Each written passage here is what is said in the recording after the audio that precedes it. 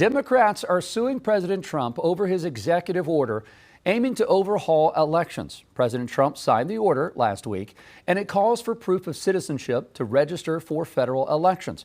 The order also aims to set Election Day as the deadline for all mail-in ballots. At least 17 states allow some late ballots to be counted. A lawsuit was filed in Washington, D.C. last night. It calls the executive order by the president unconstitutional. It says that Trump does not have the power to make these kind of decisions since the Constitution gives states power over elections.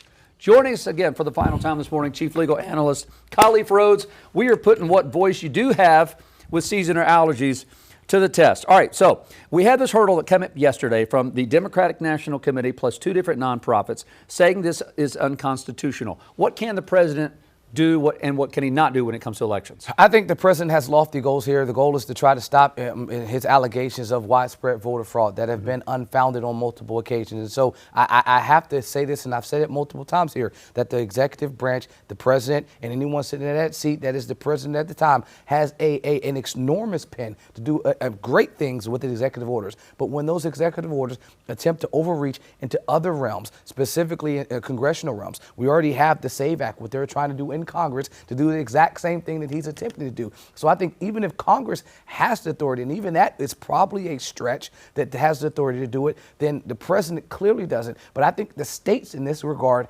have the right to be able to make the determination on how the elections are going to be run in their own individual states. So I don't think that he has the constitutional authority, because if anything, it would be going to Congress. And if Congress doesn't do it, then the states who have traditionally done this type of thing would have the right to do this. Aren't there, I'm asking a question here that neither one of us may know the answer to, but are there not people that are in the Trump administration that probably are going, this has to go through Congress? I mean, you can put out there, this is what I'd like to see, here's how I'd like things changed, this and that, but this absolutely crosses the line.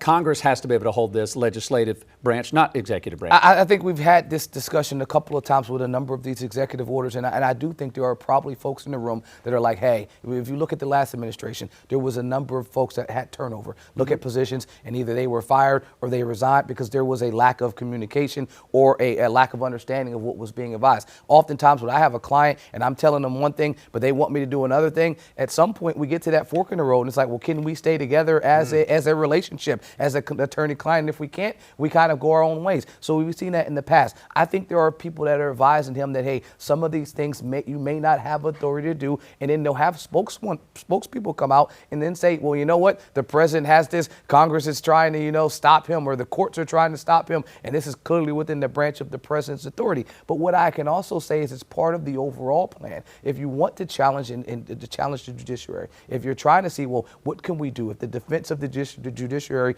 is stopping me from doing a number of things that I want, well, I'll just make a number of executive orders, and then folks can challenge them. And then I can have the court clearly say, either I have the authority to do this or I can't. So a number of these executive orders, I think, are dead on arrival. Then what happens? A state or some type of nonprofit group challenges the president's authority to do this. So then it gets ultimately to where he wants it to go. First to a United States District Court, then to a Court of Appeals, then ultimately to the Supreme Court, where their judges are supposed to be nonpartisan, and I do believe our Supreme Court is. But if the president is a gambling man, he's gambling, hey, I appointed a number of these folks that will likely vote in my favor on the issues that we can see together. I mean, in our most recent one, they didn't. They went against him 5-2. But I think in this situation, there are individuals that are challenging the president's decision making. I mean, you look at the J.D. Vance text messages from the most recent thing where, hey, we have to bring the president up to speed, that he doesn't understand what he's doing, may have further consequences. That's the message that he wrote in that group to a number of folks that are advising the president. But I do think in this situation, this is part of the overall strategy.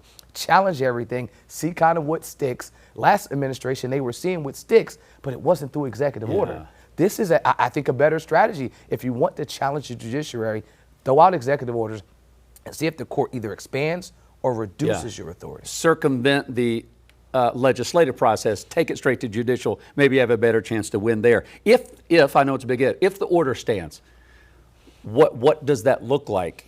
What would we see change? If it typically has been a state-run thing where we create our own dates and times, if there is proof of citizenship, would we see this happen before the next election? I think it's a mixed bag of what you'd see, because in here they're asking for a couple of things. You're asking first for the proof of citizenship, but then you're also asking for that removal of any election ballots to be counted if they're received after the date of the election. Right. I think that's going to, I mean, there's probably no other way to describe it, but it will be a complete cluster. And it's ironic that this is the party that's saying we need to remove on the educational side the Department of Education, because there's no need for this centralized database or overarching lead. States need to have control. But in this instance, we're saying no. Matter of fact, the states can't control it. Send this back to the federal government and let us handle this. So that's probably kind of the mixed messaging that you're getting, because on this issue, they're saying the states can't handle this. They can't run elections on their own. The federal government needs to step in. But on the same issue a week ago, the federal government was not sufficient to do this. The Department of Education needs to shut down,